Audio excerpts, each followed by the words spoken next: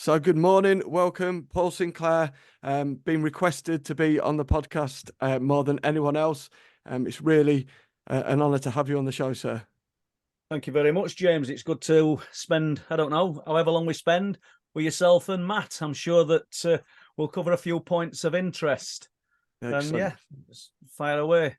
Can I just say, James, Yes. I don't want to spoil proceedings or filming, but if I get a phone call, I'm waiting for a doctor's phone call about a relative, I will have to take it. You know what they're like, but No problem at all. Yeah, absolutely no problem at all.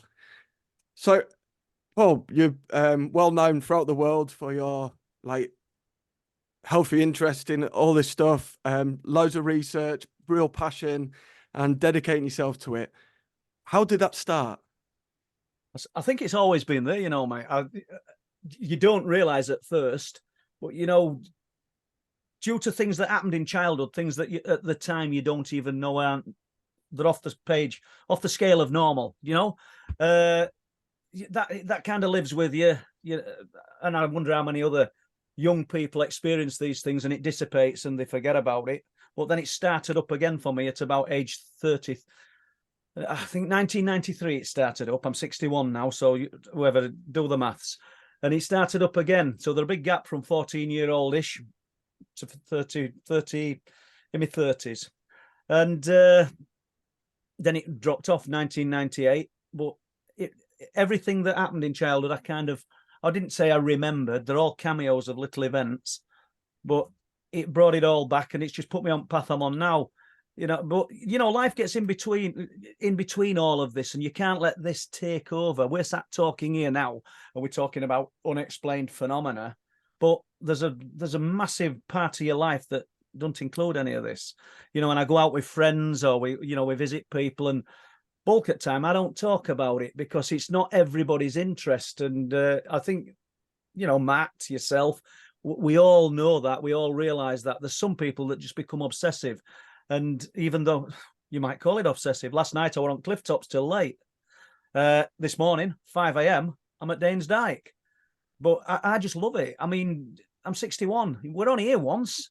I could have spent it in bed, or I can sit and watch soaps and TV and sit drinking beer. And I love beer, by the way. But what I'm saying is, I want to just get out and experience everything I can in these locations. 99.9% at time, there's nothing to see or experience, but you're out. I don't know whether that answers a bit of it, James. It's, I started from childhood. Yeah. And what was the kind of the things in childhood that spurred that on? I know you've written a book. So what sort of things kind of occurred that started that interest? And how did it feel at first? Was it something frightening or terrifying? Yeah. Absolutely terrifying. I wrote the book Night People, and I wrote that book after I'd written, I think, 3 of the other Truth Proof books. And I think I'd done the 3rd, and then I wrote Night People. And I spoke to Whitley Strieber for years, and you'll know who Whitley Strieber is. And in 2006, I'd told Whitley about some of the things that had happened to me. And then when I wrote the book, I says, look, I've written Night People. He's done me a little bit of a write-up in it. And he says, do you really want to go with this? He says, because you're sort of opening your soul up to people, opening your heart up to people with things that you're saying you've seen, experienced, and not everybody's going to believe it. But you know what? I mean, Whitley wrote Communion. When you've experienced it, you can either lie to yourself. You don't have to go into a bar and start with a t-shirt on and tell everybody, look, this is what I'm into.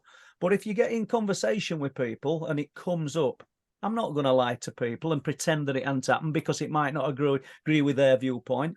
I just tell them it happened. I mean, the first thing, they're all cameos of events. And I can remember waking up, we lived in this little council house in Old Dennerby, which is a village on outskirts of Mexborough. And I've told this story quite a few times. And the curtains were fiberglass, which is a joke. You wouldn't have fiberglass curtains now, but they kind of glistened and they were grey-blue colour. And I woke up in night and I could see, I think, 4 sets of eyes in curtains. I shouldn't have been able to see anything. It's a dark room, but I could see them.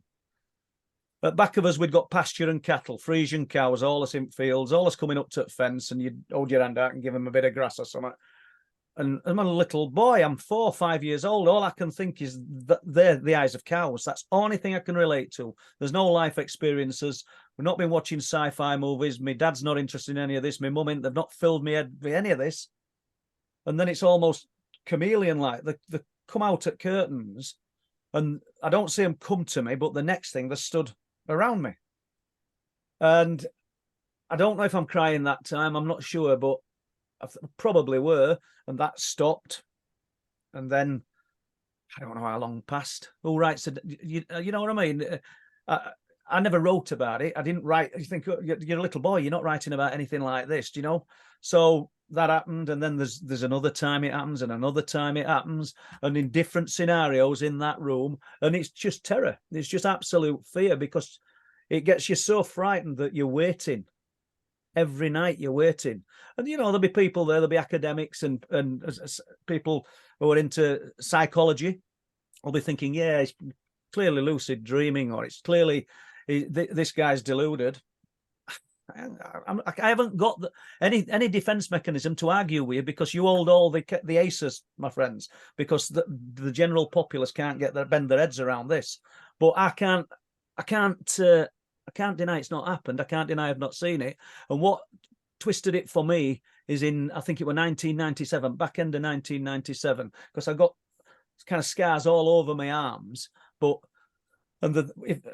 You can see some of them, but when it gets sunny, because I have real pale skin, you can see a lot more.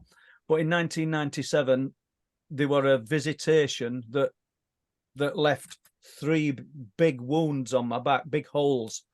And obviously I've got all medical records to back it up.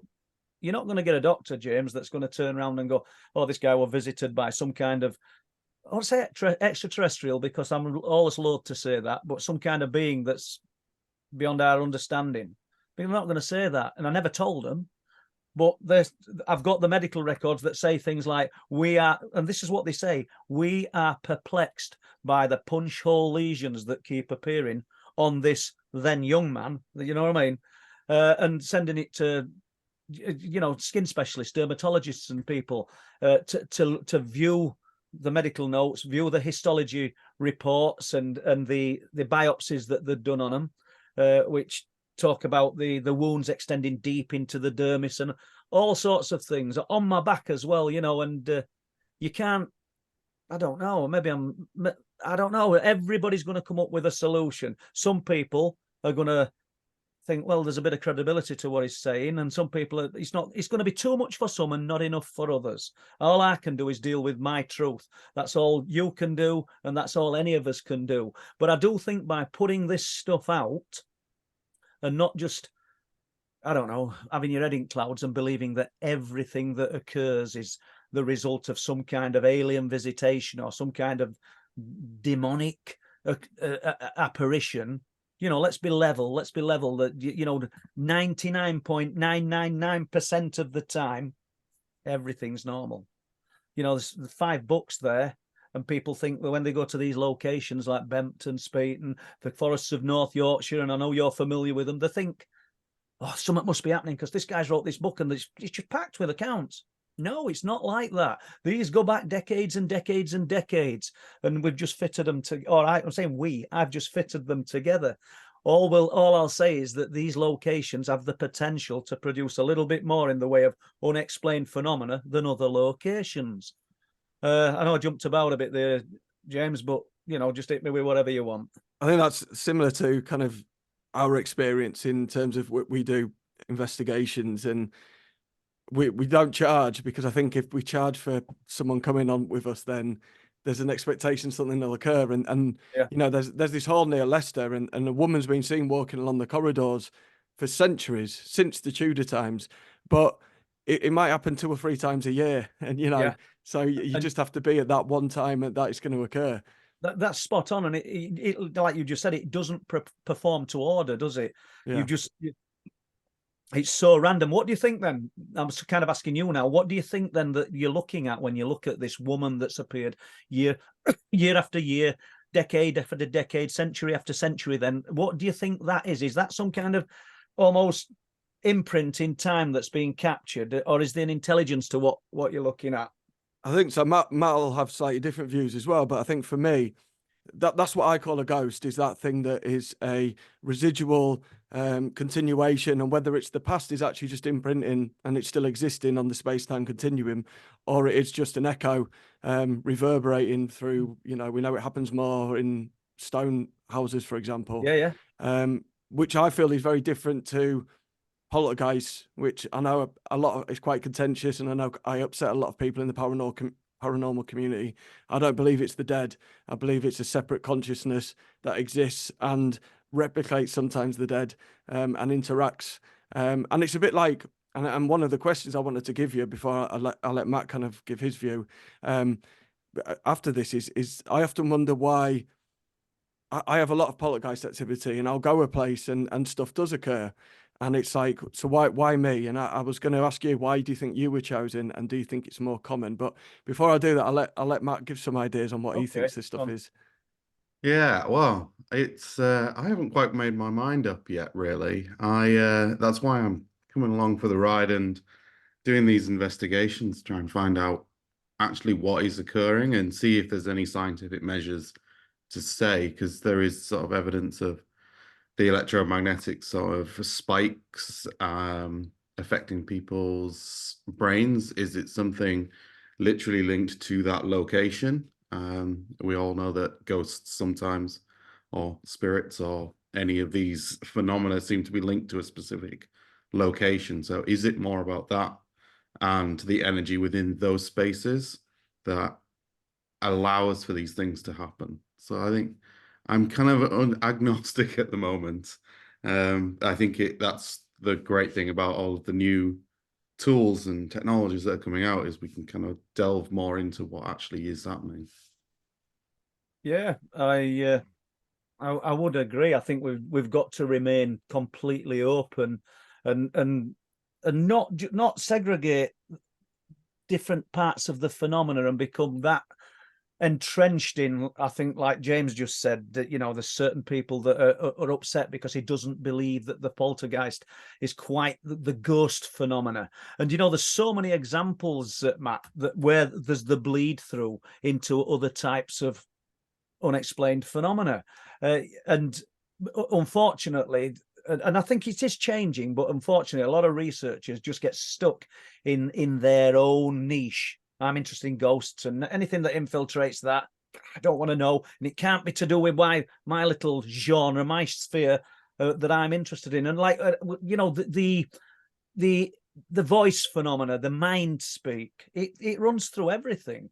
When you look at spiritualism and you look at the clairvoyant and the clairaudience, some of these people who are allegedly relaying voice from spirit hear it in the head, the voice, the mind speak on what. And then you've got, and I've said this before, but obviously we're going to a different audience now. You've got the hunter in America, thinks the notion of Bigfoot, Dogman, what a load of rubbish. These things don't exist. And then one day is there with his 30-yard six, walking through the forest, and one of these things steps out onto the path.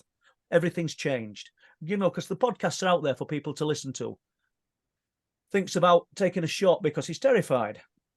Speaks to him in his mind. It's the same science. It's the same type of principles that are at work. Alien abduction scenario. Man, woman, group of people laid on some kind of bench in some unfamiliar surroundings. These beings are speaking to them in the mind. So we're either dealing with one phenomena that's putting different masks on. And let's forget, let's just throw it out there. Let's throw it open. And so ghosts, everything, it's all one, coming from one phenomenon, one intelligence. Or is it a phenomena of many that are all presenting and using then the same exotic science from behind this firewall that you, James, myself can't penetrate? It's all working from behind that firewall. And I don't think there's a right or a wrong answer. And, so if you said to me, I don't agree with you on that one, I can take that and say, James said the same. What I can't take, and what none of us should take, is say, no, you're wrong. Because None of us know. We're all kind of testing water, Matt, aren't we? We're all out there, and I think you just said it. New technologies.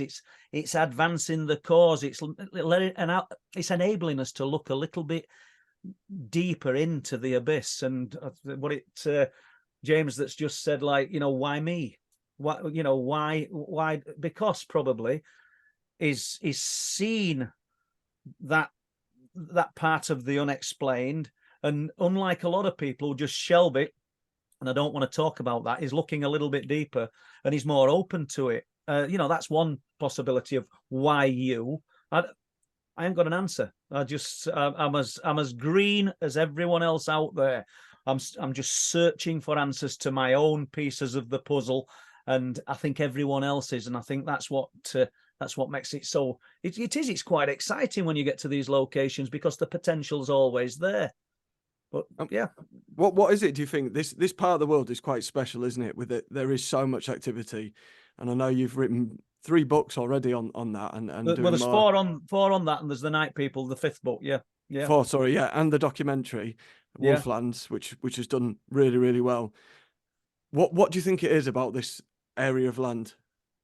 I don't know. It's got a rich history. I mean, you go to these locations, James. Like I've said it earlier. I know you're familiar with Forests North Yorkshire. And they're desolate, but they're not. They've had footfall, they've had habitation. There's people, ancient people, Neolithic people. If you go to Flixton, you've got the Mesolithic period.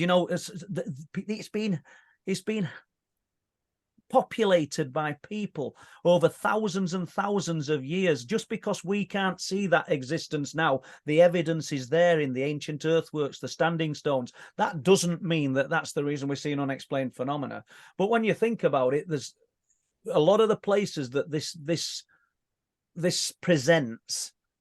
It is in places where there's ancient earthworks. So as ancient man, who would have thought slightly different to us, I would have thought, his intellect level may have been far superior to ours as regards living off the land and things. But if we'd have shown him a computer, he'd have been scratching his head a bit. So I'm not trying to downplay ancient man, but what I'm saying is they must have recognized, if this was presenting back then, and there's no reason to believe it wasn't, they must have recognized the importance of these areas of land, because location is key. Location does seem prominent in a lot of these things, and they must have recognized the importance to bury their dead there. I'm doing this shape as though that's burying the dead, but the burial mounds, the tumuli, and in the middle of nowhere. Yeah, but obviously these were populated areas back then, 3,500-4,000 years ago. We've got Danes Dyke. Where I've been today, I've been this morning 5 a.m. and 2.5 miles earthwork cut across the land, cutting Flamborough Head off from the mainland. Originally people thought that the Vikings, the Danes, constructed Danes Dyke, until I don't know when it were. I think it was late 1800s. This guy called Pitt Rivers, sounds like an Indiana Jones character, doesn't he? But that was his name, Pitt Rivers.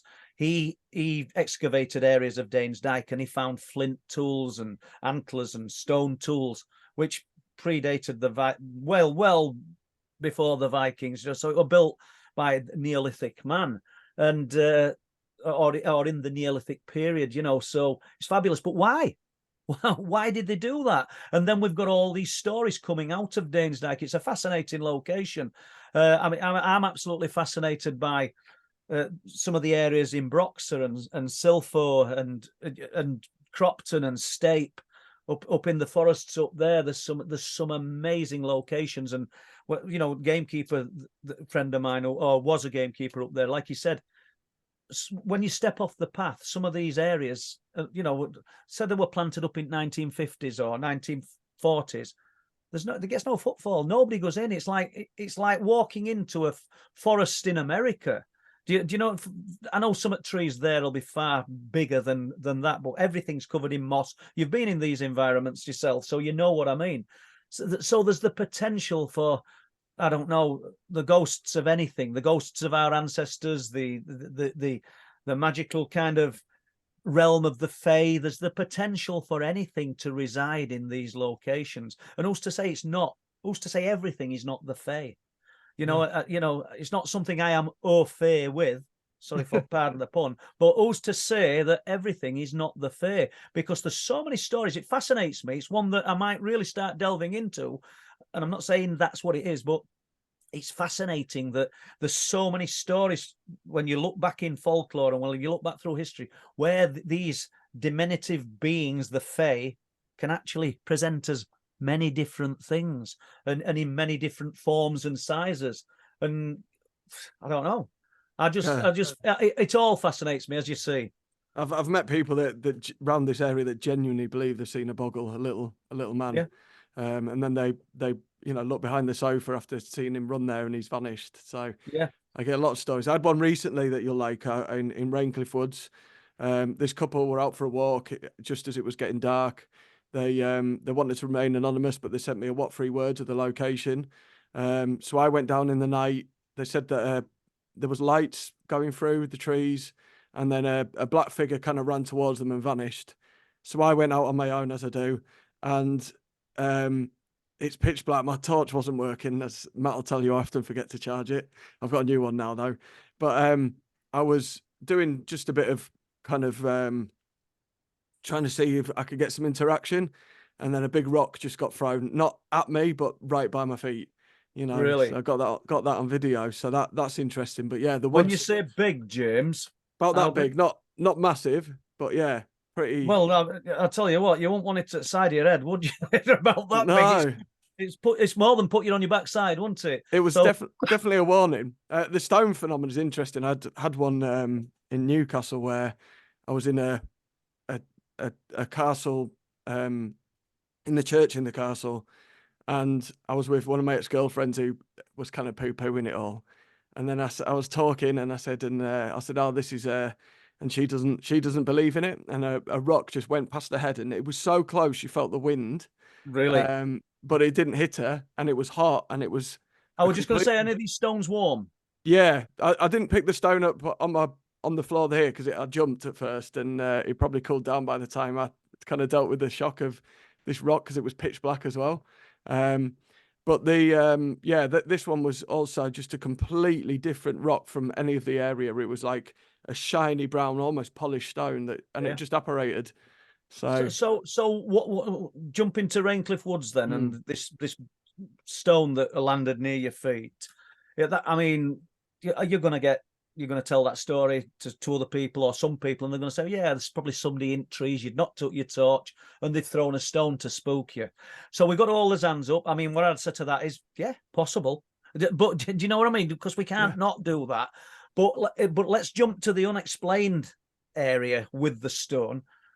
That's showing a physical presence. It can't, to lift something that weighed what, a pound, 2 pounds, I don't know. If it's that big, it's going to be maybe 3 or 4 pounds. And that's a physical presence. What were your gut feeling? Did it unnerve you? Is that to say, leave? What's it telling you? I get excited. I know most people think I'm balmy because I do. I've been with the most violent poltergeist in the world on my own all night to raise money for charity. So these are the sort of things that I do. But I get excited. Obviously, it made me jump at first, and I would be more scared if it was a person.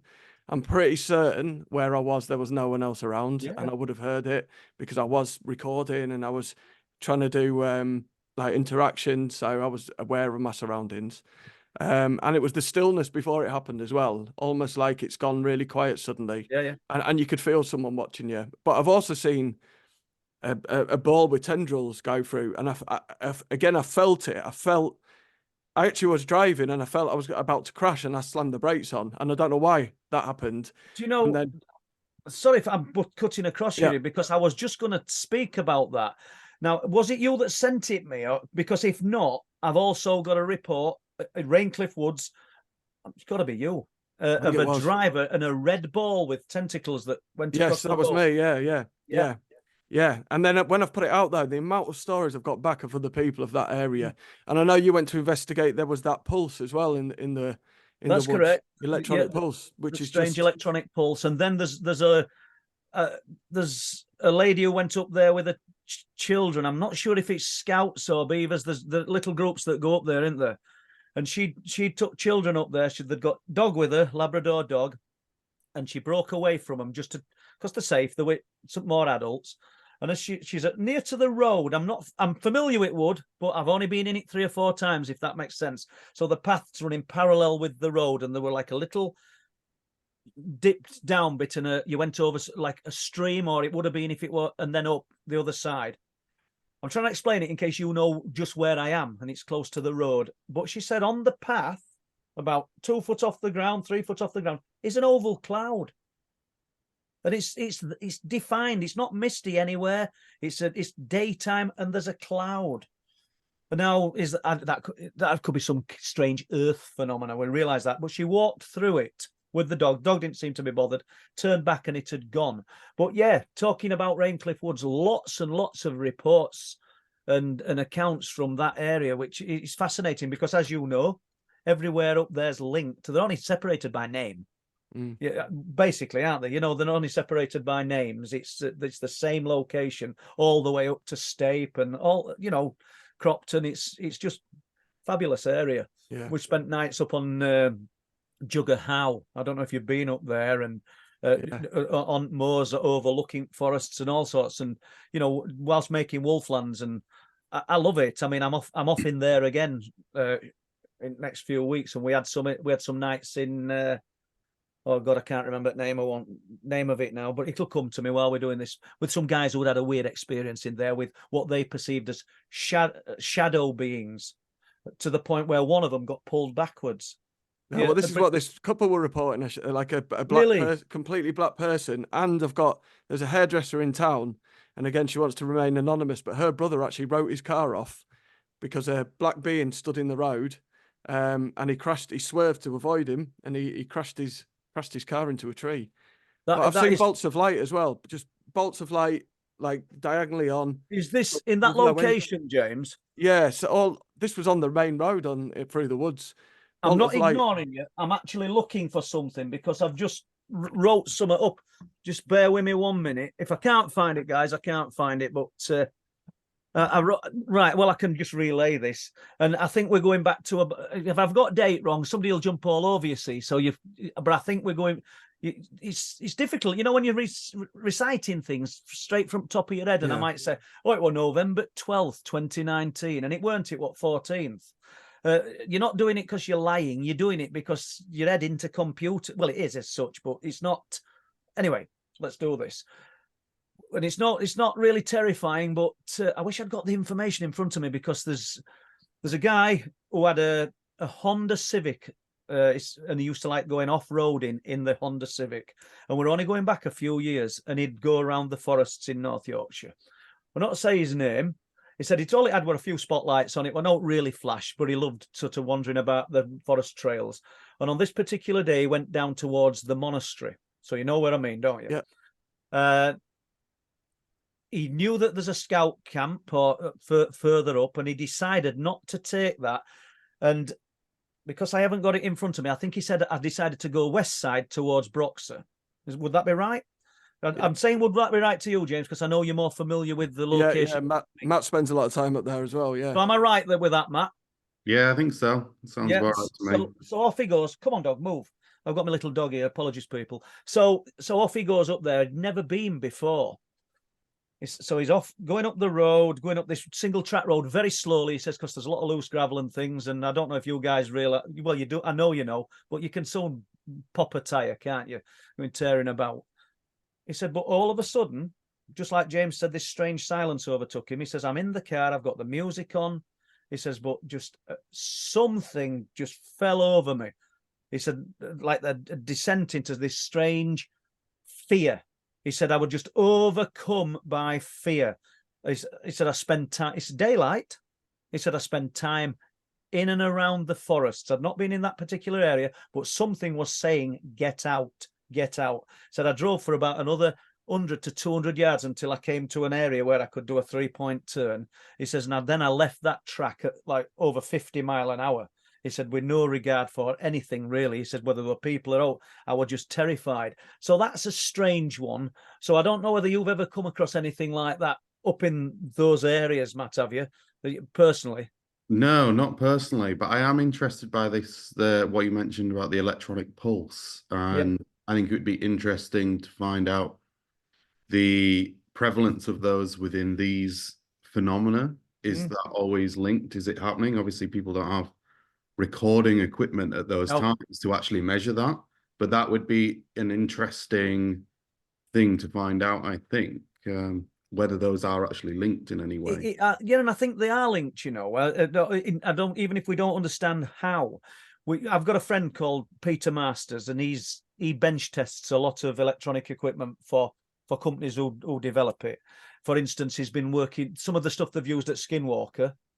Peter's friends have made, so with the things that they're using there. I won't say all of the things, but some of the items, and we're actually now using the updated version with help of Peter.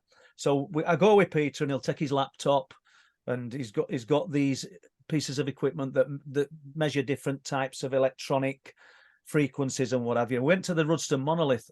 Unbelievably, it were kicking out 1.6 gigahertz. Yeah, we've had some experience there. Yeah, well, but the thing is, James, we're not just saying it. We've got it. If you looked at the live stream the other night, we talked about it, and I didn't know Les were going to do it, and he actually got the bit of footage up, and you can see it on screen. It's kicking out 1 point. It shouldn't be. Do you know what I mean? Yeah. It shouldn't be doing that. We went to Bempton, and at the back of the old, I'm just looking at this dog. What are you doing? At the back of the old RAF base, there, not on the land, by the way. We always discourage anybody going on land. It's private. 1.6 gigahertz. Then you jump to other side of the world, places of high strangeness there, Skinwalker, they're into this 1.6. What is it about that frequency? I don't know, but these areas seem to be able to exhibit or produce that. The pulse, a guy sent me recordings of it, didn't he? I don't know whether I've still got, I will have them somewhere. I don't know. I remember us talking about it, and I can't even remember the year now, if I'm being truthful, and that were up around Raincliffe, weren't it?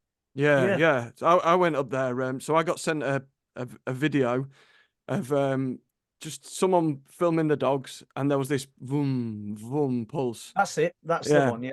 And then, but the camera was fine everywhere else. It was just in this one spot. And I went round about the same time. It was about 8:30 at night, I think, and I was getting 0 on my electromagnetic reader all the way through. Yeah. And when I went to this one spot, there's no pylons nearby. It's a marsh underground, so there's not going to be anything buried. And it was just pulsing, just consistently pulsing. So what it about that area? And have you been back to it since with the same bits of tech? Yeah, not had anything. There was No. I did go with a group once, and everyone was like, I know this sounds odd, but I feel like we're being watched, but we could have been. So yeah, we can't rule that out. But yeah, the Rudston Monolith, so I had a documentary maker, Amelia, she's coming over from Finland, and she's filming me doing some stuff, and we went up there, and when nothing happened all night, as often happens with these investigations, as you know, until we got to my car. And the car, every single window had been opened in my car, every single one. And to do that in some, to give it some rational explanation, people said, "Oh, your battery's low." So I tested that. It was fine. People said, if you hold the buttons down on that, and it's like, it doesn't work on my model. I tried everything that I offered the skeptics to do suggestions. The only way that could have happened if someone snuck up behind me, unseen, pickpocketed me, went to the car. You have to put the key in the car to turn the electrics on to wind the window down, so the lights of the car would have lit up. And open and close the door without me hearing it. Wound the window down without me hearing it in an area that's pretty silent, apart from the odd car going by. And then walked back and put the keys back in my pocket. There's absolutely no explanation. No explanation. And do you know, James, it's fascinating. It makes me. I want to talk about this guy called Alex Valentine in a minute, but that's why I looked down and just made a note. But I want to talk about the windows. Went to Bempton probably 2018 with a friend of mine, Bob Brown. He has his own radio show, but Bobby's done it for years and years. But interesting, unexplained, real open-minded old guy. He's in his 70s, at 77. Not that matters, but he's never lost his enthusiasm. That's what I'm saying. So he comes to Bempton with me. We're on a car in car park. I've got an Honda CRV, and they're pretty good. The alarm system on Honda and that is pretty good. You don't even hear it go off much, but if it does, there's something wrong. So gets in car, locks my car up, go down to the cliff tops. We come off, say, 10:30 at night. We've been there since it's winter. We've been there since 6, 7. Nothing. No, it's happened. So I get in the car, and I've got a thing, to be honest with you, I'm a little bit... if somebody gets in my car and they leave seatbelt outside, it annoys me. If they shut that car door and you hear that clunk and you realise that it's on your paintwork, innit? It's an old car, but I still don't like it. It annoys me. So there's like a metallic clunk. And I went, Bob, you've left seatbelt outside. Kind of snapped at him. He goes, no, I hadn't. It's here. So he hadn't. Fair enough. So I didn't say sorry, or I'd not really been nasty with him. But, you know, so anyway, that was that. And then start the car up. And as we're driving off, he goes, put his hand through the window and it's open. I said, that's odd. You know, well, I'm sure it was shut when you left. I don't go around tapping all windows and checking, but I'm sure it was shut when you left. So we put window up. I says, you must have just caught it, Bob, as, you know, the remote, the button is, because it's all, everything's electric in the newish cars now, aren't they? It's not that old, even though say it's an old Honda. So anyway, that explanation. So we drive out. Suddenly I've got cold on my neck. Stop the car. Back passenger window behind me is halfway down. It's impossible. And it's not impossible to get the windows down, but it's just impossible. If you put a window down on that Honda, and anybody who's got a Honda will back me up on this, if you lock it and walk away, the alarms go off. It won't let you leave it long with windows down, it locked. It sets the alarm off. Never heard a thing. No alarms went off. So I don't know what happened there. I can't explain that one. It's a strange one. I mean, maybe it's a glitch in I don't know, in electrics. You know, we're always going to get that. But just want to jump to this. You're on about the frequency and the pulse. An American guy came over. He were interested in me placing some random number generators in various locations on cliff tops. Not just placing them. I had to find somebody who could home them. You know, a farm or somewhere. And we were only going to do 2. And no extra ground with this guy, but that was original agreement. But it grew. It grew. He wanted, suddenly I'd got to find about 5 locations, and there were about 6 different types of electrical equipment. And I realized that this was going to become quite a task for me, and I've got enough to do without any of that. Do you know what I mean? 2, and collecting data and getting data to him once every 2 or 3 weeks would have been okay, but not 5 or 6 and 5 or 6 different types of information that I've got to get to him with everything else I've got to do. I just didn't want to do it. Where am I going with this? But prior to that, he'd already been to location. Not because of me, he'd been. And but he'd also been to Skinwalker to try and, like you do, like Matt does, like we all do, to soak up these areas and see what we can experience. He'd been to the Hoyabaku Forest, which is supposed to be one of the most haunted forests in the world. I think it's in Romania, I think. I'd love to go. And he'd been to Bempton. Guess where he had one experience? Bempton. And he told me he was walking back along the cliff top path towards where he was staying in a caravan at Flamborough, I believe. And his dad lived in UK, so he'd come to see his dad.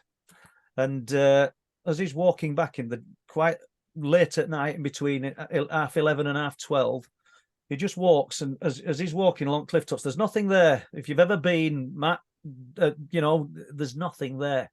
He says, and suddenly he sees this, but a lot sharper. Imagine a shrew, you know, little shrew, but just there in his ear. And he stops, and it's there. Steps back and it stops. Steps forward, it starts. Steps back and it stops. He found himself doing that at night. Then he moved forward and walked out of it, turned round, and it's in other ear, so it's coming from one direction. And so, are we talking a paranormal experience?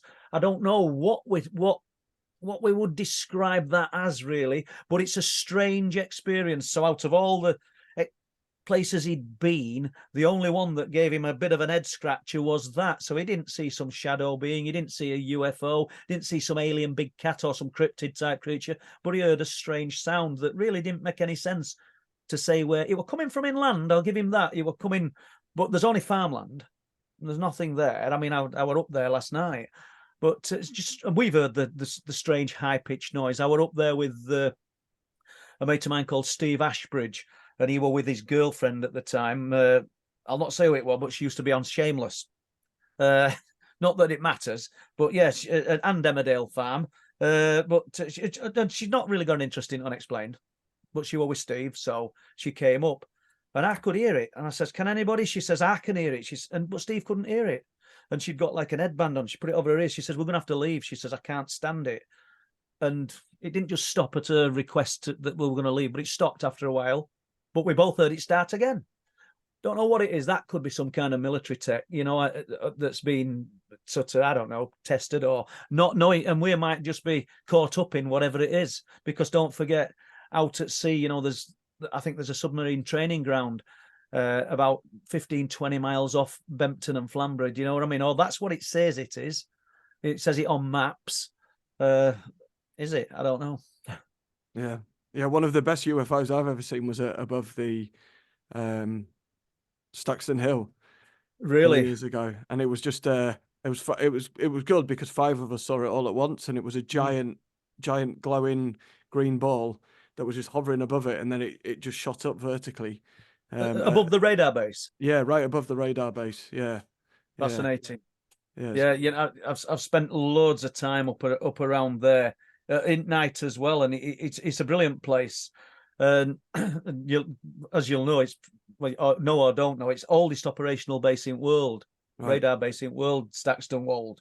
And I've no proof of this, but I believe that it goes down quite a bit deeper than what people would have you want to believe. Do you know what I mean? I think there's a lot more to it. Spoke to an electrician that used to do servicing there, and he said that's the only thing he told me. He said it does go underground. Yeah, he wouldn't say any more than that. Well, I was told, and if you get an ordnance survey map, you can kind of test this. So if you go to RAF Bempton, which remember closed in 1970, 68 really, but all it says 70, closed in 70, and then if you go to Speeton, there's another base that's still active. It's still in use. I don't know if you know about that one, James. No. But there's a base at Speeton, which is 3 miles away.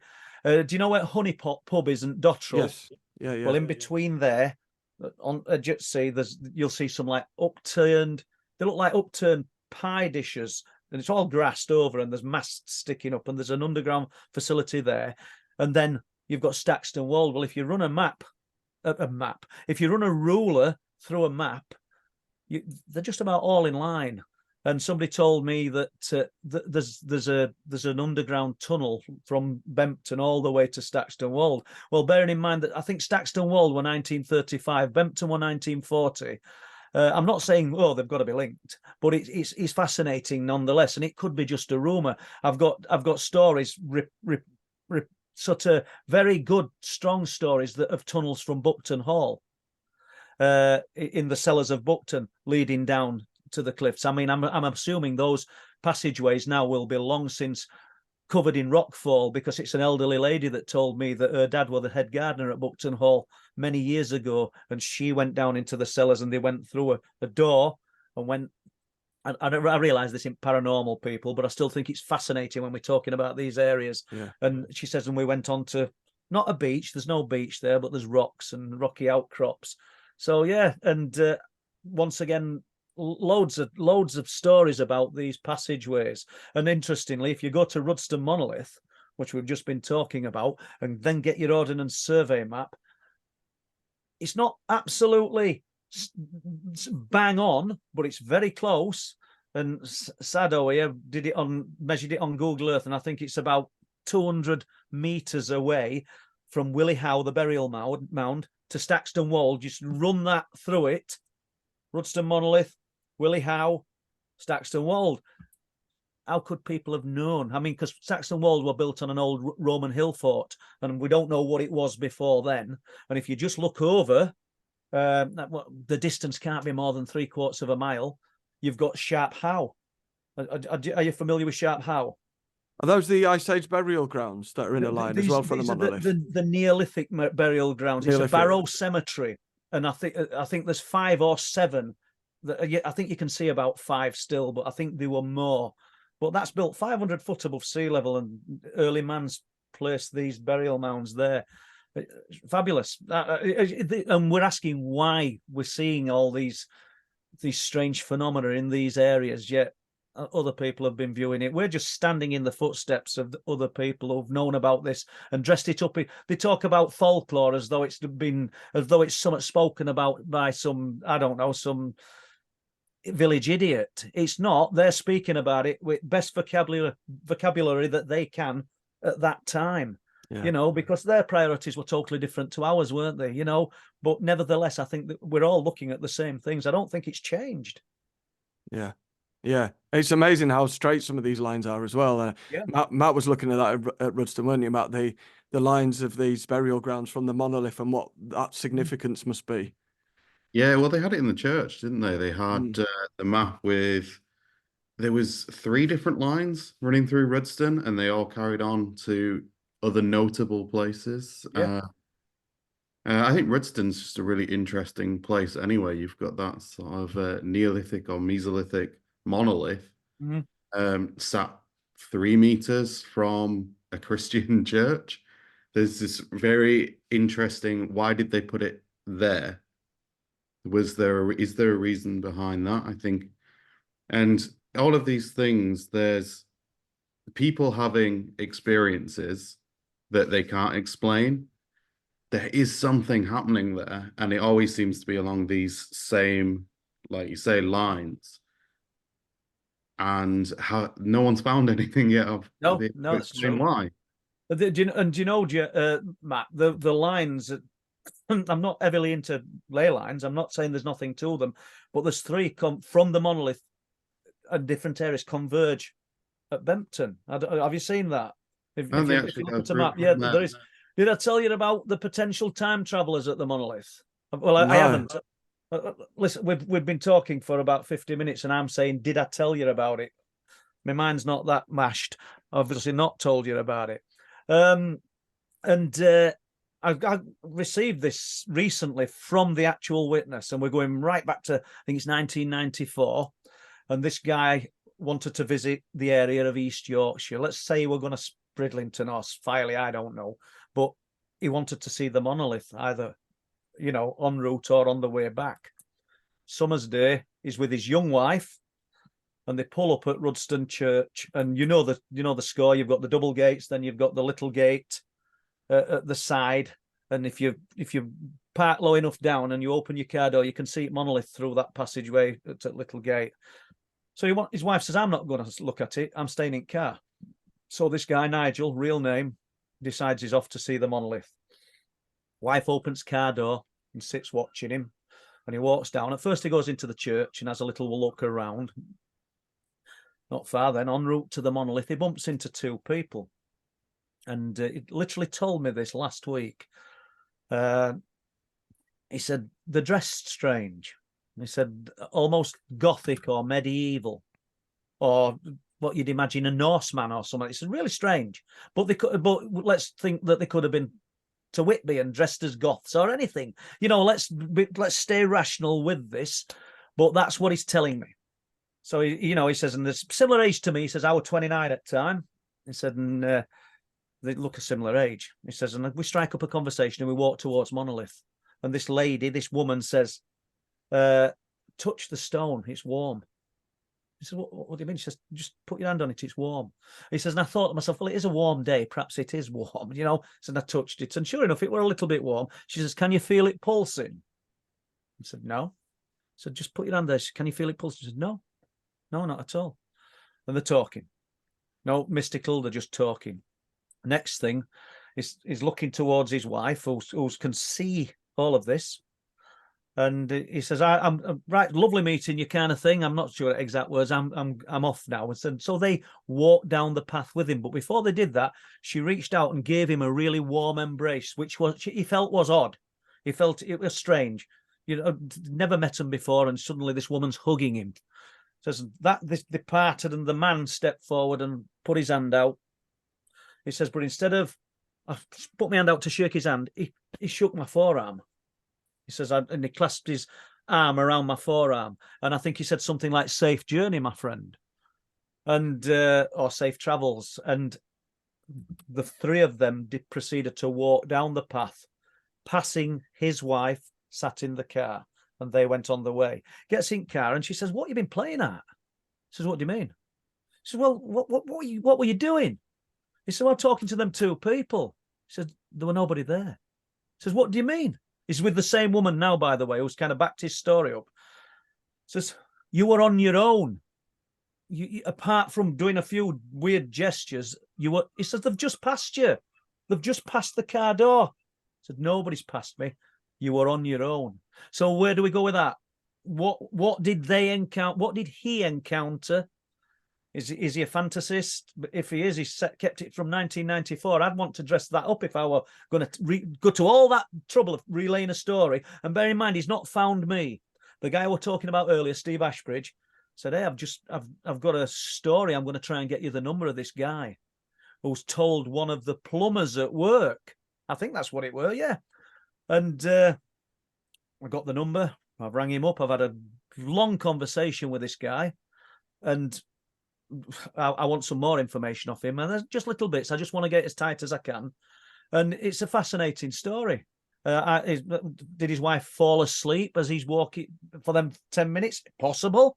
You know, we've got to remain grounded. But at the end of the day, we all have to throw it out there that there's more than a grain of truth in what these people are telling us. So I don't know what you think to that, Matt. James, just an interesting one. It is an interesting one. And what you say as well is, you know, even if, 500 stories you get and 499 are wrong. Yeah, you only need one that's right, don't you? You're spot on. You're absolutely spot on, mate, yeah. Talking of ley lines, I've forgotten the name of the place. It's near Hutton le Hole, and there's a church with a crypt. Have you heard many stories about that? Because that's a fascinating place. Near Hutton le Hole? Yeah. I haven't, no. There's a little village, I've forgotten what it's called. Do you know? That's better at remembering things like this. No clue. But it's got ley lines, and then it used to be a pagan temple, and then the Viking and these ley lines supposedly intersect on this point. It's a pagan temple, and then the Vikings came along and set up a Christian church there, and then Bede came along and did stuff. And the crypt is just in like the power. I could take complete skeptics, non-believers there. You can feel it. And not mention anything, just say we're going to look at a church, yeah, and they will feel it. I've taken my kids there, and someone went shh, and I went to apologise. It's a religious place. They were screaming, and there was no one there. I took a skeptic there, and she saw shadows of people moving around. You know, it's an amazing. So many people have got stories there. And did you say that the Venerable Bede, wrote about this? Has he? He was part of setting it up there. Yeah. Let me find the name of the place. Well, I'll ask you a question, and I'll try and find the name. Just while you're doing that, though, Yeah. The Venerable Bede. It's interesting that he talks about the fiery dragons in the sky, the spheres of light, and the lights coming from the sea, and he's just talking about the same things we're talking about, just with a different take on what. We've just altered our vocabulary, haven't we, and adapted to the times, but they're talking about the same things. Sorry about that. You lost your train of thought there. What were you going to ask me? Lastingham it was. I just found it. Lastingham Church. Lastingham. Yeah. All right. Yeah, I do know where you mean now. Yeah. And it is interesting where these, different religions go, no, that's right there. That is the spot. That's where we're going to, sometimes it's a high point, but other times it doesn't make sense. But it did to them. Matt said, why put the Rudston monolith where the church was, and you might not have said it like that, Matt, but it was the other way around. A monolith were there. It predates the church, and a lot of these places, sort of Christianity or religion stamped its mark on what they felt as paganism, and that could have been the reason. But it's amazing how it has survived the sort of this long without being sort of destroyed. I mean, there were talk of it being, well, I think I might have been pronouncing this long, but the Buta stone, the burial stone of a Viking, called Rud. And I don't think there's any truth in that. There's talk, they used to call it the Rude stone, as in it's a fertility. A fertility symbol, yeah. Fertilica, we're going to say. So, but yeah, the Rude stone monolith. So there's I suppose everybody's got a different interpretation. There's said to be as much stone below ground as what there is above ground, and it were in investigated, it were excavated in late 1800s by, I think it was one of the Sykeses. I might have got the name wrong, but I think it might have been Tatton Sykes. I might be wrong. But whichever one it was, they found vast quantities of human skulls. Right. And does that tell you then that it's been the place of some kind of sacrifice at some time? I don't know. But, it's not just Paul thinking, I might have got the name wrong who found it, but it were excavated, and I'm sure that I'm probably not. But the skulls were found. It's all documented, so it's interesting nevertheless. It's like the Warren Percy, the old medieval village, which I'm sure you've both been to. We've been there What a as well, yeah. fascinating place, and there's other places close to Warren Percy that are just as fascinating, like the Fairy Stones, and these are places where if you're going to do night vigils, these are the places that I would want to be staying, probably more than the derelict church. I'd want to get myself up around these stones because there's reasons why they've attained that name. There's reasons why Willie Howe's got those stories attached to it of little people, little beings, because it spans decades, not decades, it spans hundreds of years, and these locations are still throwing out the same types of phenomena.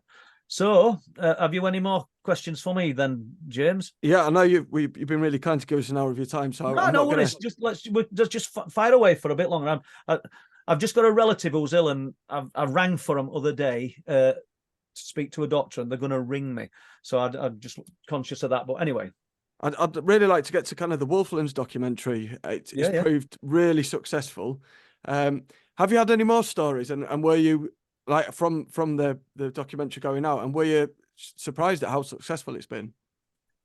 Yeah, in a way we were. Yeah, because it's not as mainstream as a lot of the UFO phenomena is. You say 20 years ago, the UFO phenomena probably would be the cryptid phenomena is today, meaning it's just not, people aren't as accepting of it. And if you would have said to me 10 years ago, you're going to get involved in this the subject of the cryptids, I'd have said, I don't think I am.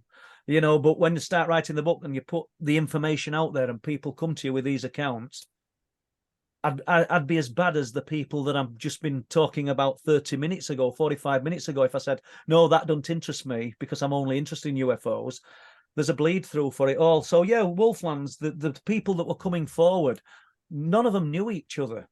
The people who were camping in the forest close to Broxton, and the gamekeeper, and the people who've been around Raincliffe, and there's more stories that we never included. There were some guys on mopeds who'd just come for a run around, on the bikes, and stopped for a cigarette in the middle of nowhere.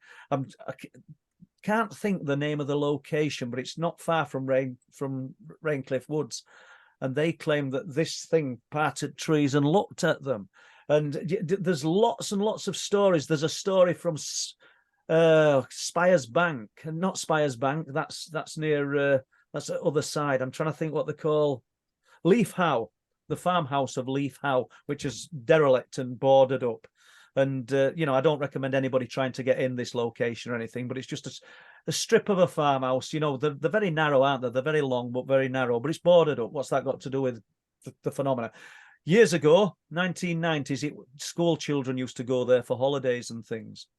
And this is one that we didn't include in Wold Lands. And this guy then, as a schoolboy, went with his teachers. First of all, they'd seen lights in forest, not spheres of light, but lights, areas of the forest that looked really illuminated in distance. Once again, could have been people with lamps. But then as they're walking back in the dead of night, the teacher and several school children, there's a huge being pacing them, and they can see it from time to time in trees, and it's pacing them, just terrifying them. Get back to the farmhouse. One of the girls has to sleep in the room with the female teachers. Something's banging on the walls. There's all sorts of things happening, and it's all there. It's all around there. So yeah, there's loads. I don't say loads, but there's a lot more stories that are now coming through that we're getting. I went into Barnes Cliff whilst making Wold Lands, and we never included it. I tell you why I never included it. I know I've written Wold Lands and talked about all my own experiences, but it just sent too convenient that we were making a film about the cryptids and I saw something. And I think, and I, you know, maybe I should have done because I didn't not see it. And I'll tell you now, apart from Chris Wright, who were with me, and he didn't see it, I've not told anybody. You know, I told Chris when we were doing it, we went to other side at River. Have you been on where Derwent runs through there? Yeah. So we went to other side at River. It's thick with blackthorn and it's really hard going to get through. But so we walked along edge at River, and there's a place there where there's like a rocky outcrop that's pretty flat rock. And we're not talking like cliffs or anything. We're only talking like 10, 20 feet, and it runs along. And I just looked up, and there's the shape. I don't mean there's a cryptid, but there's a shape. Bearing in mind there's deer in forest in there. But there's a shape, there's a black thing just kind of gets up and moves away. And it was big. I only saw a black shape. And I don't mean a shadow, it's daytime, but I saw it. And I told Chris what I'd seen, and I'm sort of scrambling to my feet. Even at my age, I'm quite fit and more than able to get up all these places. And I were up there. There were nothing there. Now, if it had been a deer, I don't think it'd have been that colour. It were black. And I just thought, well, this is too... People aren't going to have it. If I say, do you know, during Wold Lands, hey guys, I've just filmed this, and I haven't got no proof of it, but this is what I'm telling you. People would have thought, what a load of, you know. So I thought, no, I'm not going to do that. I'm not going with it. And this is probably the first time I've ever spoke about it. Chris Wright were with me. I don't know if you know Chris. He lives in Scarborough. He's always around there mountain biking and things. It's Chris. Chris is in Wold Lands. He's the guy that comes with us all the time. So just a strange one, because I do know that there's other reports of walkers through that particular area stopping people and saying, we think we've just seen a bear. There's no bears. Come on, give us heads a shake. There's nothing like that, is there? You know. So I don't know. If you'd have, like I said, 10 years ago, if you'd have said to me, you know, this is going to be of some interest to you, that you're going, I'd have said, I don't think it is. But you can't deny the reports just because it just seems off the wall. It's just unbelievable. And what we're talking about, quite honestly, is unbelievable, isn't it? It's just, we know that these things do not exist in the flesh and blood form, or I don't think they do. How could they avoid detection? How could they go unnoticed, or just getting fleeting glimpses of these things with gaps of years in between? Something that big can't be a vegetarian. It can't. Not even an omnivore. Yeah, they look like they need protein to me. Do you know what I mean? Or the descriptions that we're getting looks like something that needs protein. I don't know, but just going to jump in about a bit there, guys. So sorry about that. No, that's all right. I mean, from my kind of experiences, I think you are more likely to see it because you've gone out there to film it, because if it is like all these things, you're open to it. Yeah. The consciousness is then attached. And you know, when I'm doing my podcast and I'm talking about paranormal stuff, quite often that's when the poltergeist will throw something, you know, across the room. And I've had recordings of it, you know, where I'm recording, and then last time it was some batteries got thrown from that side of the room to this side of the room. So yeah, it does make sense. I don't know if you've got any questions, Matt, but I think one thing I wanted to ask you before we finished up is when you started on this journey, you were searching for answers. What answers have you got? I haven't. Seriously. All I've got is, and once again, I mean, the subtitle of that book is The Truth That Leaves No Proof. And I'm still at that point, mate. I'm still at that point. But all I've got, I think we all know in our own minds, Matt, yourself, people listening to this, unless you're just going to flat blank close it down and say, what a load of rubbish. Most people listening to podcasts such as yours and such as the Truth Proof podcast that we do are doing it because they're looking for their own answers. And it most of the time, we're not going to get that concrete proof. It seems like whatever it is, it's behind that firewall and we can't penetrate it. But we're getting validation. People are getting validation through people like you, James, and people like you, Matt. And I think it's good that I can tell Matt's fairly, he's open-minded but grounded, just from this brief conversation. And I think you're the same. And I think we've all got to stay like that. Let's not be too blown away by a satellite in the sky and said this is visitation from aliens. I think I've took all these reports, all these people, And not everybody's telling truth. Not everybody's on the level. And you've got to filter through all that, because when you say not everybody, some are. Some of them are on the level, and it just adds more validation to what we're all involved in. And we just keep chipping away at it, don't we?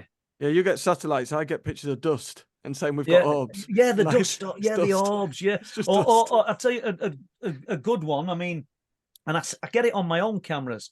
I mean, this morning I took a GoPro out and I flattened a couple of batteries, and I've got a P900 with me. They're great for long distance stuff, but they're not really good.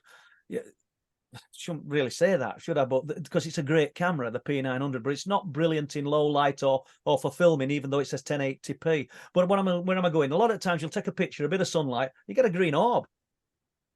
It's just a green orb. It's just a lens flare. It's just an artifact of the camera. And I'm never rude to people, but they want to show you their picture. Look, I've captured this green orb. So what do you do? I say, oh, brilliant pictures. You know, it does look interesting. Are you sure that might not be lens flare? And suddenly you've offended somebody. So, and if you ignore them, I sent him my pictures and he didn't answer me. So you can't win. You know, I'm not always right. I'm sure you guys aren't always right, but we've just got to remain as grounded as possible. Yes, this unknown, it's real. There's something real and bona fide to it, but it's not all unexplained phenomena. Some of it is perfectly explainable. And if there is stuff that is real and we can't explain it, what do you think the point is in terms of our reality? What the point of us looking for it, the point of us trying to explain it? Because we know there's something out there, James. We know there's something that's interacting with us. But what are the reasons? And I can see you guys are more into the ghost side of it, the poltergeist side of it. What's waiting for us after this life? Because what we're dealing with now, what you're dealing with, could be part of what's going to be there when this life, if it ends. If it ends, when this life ends and something else begins, and that's the big question, isn't it? The validation. I mean, and we might not like what's the other side of it. I don't know. I don't want to be too negative. It might be brilliant. I have no idea. Can't be worse than this one, can it? Well, Christ, I know it's with things that's happening in the world. Don't set me off down that road, else we'll be getting channel closed down. But it's not great at the moment, is it? Let's face it. It isn't. Matt, do you have any questions before we just close up? No, I think the one I would like to ask is, where do you go from here? You've had all of these experiences. Is there something that you would really like to move forward into and look into more, or a test or something that you're really excited about at the moment? I'm really excited. Excited, is that the word? But yeah, I'm really enthusiastic, Matt. Went to Scarborough last week, spoke to a good friend of mine who'd been involved in the Skull project. He used to live in Halifax. Then he I'll not say his name, but then he moved to Spain with Robin Foy, who wrote the book about the Skull project and were the founder of the Skull project. And I'm sure you're both aware of what it was. If you're not, look into it.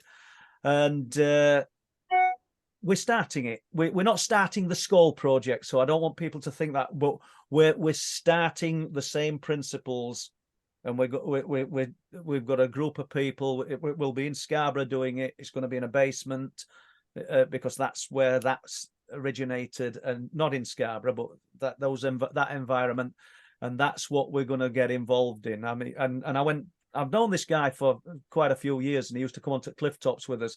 And then when he moved to Spain, but he's moved back now. He's got a property in Scarborough, and that's what so I'm interested in that, because it weren't just spirit phenomena that were coming through. There were alien type phenomena coming through. There were apports, and it's one of the most documented, most scientifically looked into experimentation with spirit that's ever been done. And seriously, guys, have you looked into it at all? No, I don't think I've heard that one. No, you need to. You'll find a lot on internet about it, and so I'm really enthusiastic about that. I'm really looking forward to that. I've turned a few things down. We're having this relative who's ill. I've just turned down Seattle to Alaska a cruise, talking about unexplained. Howard Hughes has asked me for the last 3 years if I want to do his cruises, and I've had to turn them down. So obviously, I don't want anything to happen to my relative. But these things, I'm looking forward to in the future at some point to sort of jumping on board some of them, not literally. We're Amazing, talking yeah. about cruisers, and getting involved with that. And yeah, just immersing myself into more and more of this. What you're involved in interests me. It's all interesting. We should just lay it all out on table and just sort of embrace it, because it's there, it's out there, and it's real. And you know, I don't think any of us are too blown away by what we're looking at and thinking everything relates to an unexplained. Years ago, I talked to a lady called Muriel Rowbottom and her daughter Sandra, lovely people. And in 1994, they were the ladies that got the pictures of the aliens outside their window at Sproatley, the farmhouse. And, you know, it made the newspapers, the little TV clips about it. And I went and visited them several times. Well, I visited Muriel several times. And I visited her and her daughter once, me and Steve Ashbridge. And that kind of thing interests me, just because it's 1994 and I've a little bit more of information come to light recently about the Sproatley aliens from an independent witness that's got information about it. So these things, even though they're historic, they're never quite dead. Danes Dyke this morning, coming back 20 to 7, bumped into a guy we're talking. I told him I've just had a walk on beach. There's a seal just as you're going down. It's alive, you know, it's just laid there resting up, young grey seal, and we're having a natter, and asked me what I was doing. And I thought, well, I ain't going to tell him in too much detail because he's a complete stranger. But I said, yeah, I just, you know, like taking photographs at area and things. And I said, a big cat's been seen in area. Just throw it out there, you know, a little fishing up. He said, I live in Flamborough, I've seen it. And so he got my details. And I said, he said, I don't know exact date. I think it was 2015. But when I get home, I've wrote it in a diary. He says, and I'll contact you. Whether he will or not, I don't know. But it's just never ending, I guess. The answer to it all is, it's just never ending. And we've just got to keep moving forward, haven't we? Let's not be too negative. I hope I'm not. Yeah, no, it's been absolutely fascinating, and thank you so much. As I say, people have requested you coming on for so long. It's great to have you. Well, we'll do it again, James. You know, I've got no problem, and seeing as we're all pretty local, you know, you maybe want to. We could meet up somewhere like Raincliffe, and I can do a little bit of filming at my Truth Proof channel, and yeah, that'd be good. We can investigate the pulse one night. Yeah, that would be good. And just before we close this down, then, can I tell people, if you don't mind? I was just about to ask you. Yeah, you've got your books. Well, I was saying, where can people find you, and what can they see what you do? Because you've got your books, you've got the documentary, you've got your Truth Proof channel. You've just interviewed Robbie Williams as well, which is massive. Tell everyone, a bit about that. Well, interview with Robbie. You know, we've been going to do it for a few years, to be honest with you. But he's always flying about everywhere, so he's in a different orbit, a different world to me, at least, anyway. Well, let's face it.